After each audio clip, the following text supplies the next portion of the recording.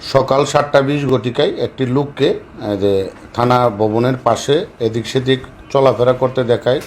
Duty officer যখন তাকে জিজ্ঞাসা করে যে আপনি থানায় কেন আসছেন, সে অকপটে বলে যে তার স্ত্রীকে হত্যা করছে এবং সে নিজে থানায় আসছে।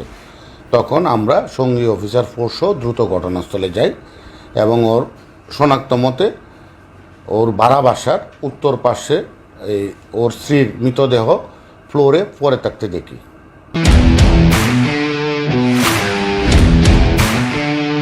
তার ধারণা, সে আমাদেরকে বলল যে স্যার আমি পালাই গেলে তো পুলিশ আমাকে ধরবে, ওই জন্য আমি আসছি, যদি আমারে আপনারা একটু সেভ করেন।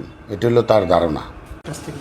সকাল 7:20 ঘটিকায় একটি লোককে যে থানার ভবনের পাশে এদিক সেদিক চলাফেরা করতে দেখায়।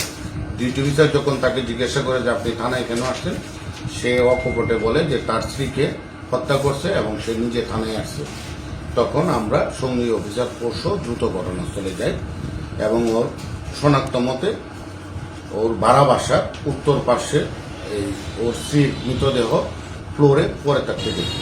তার ধারণা, সে আমাদেরকে বলল যে স্যার আমি পালাই গেলে তো পুলিশ আমাকে ধরবে, ওই জন্য আমি আসছি, যদি আমারে আপনারা একটু সেভ করেন। এটা হলো তার ধারণা।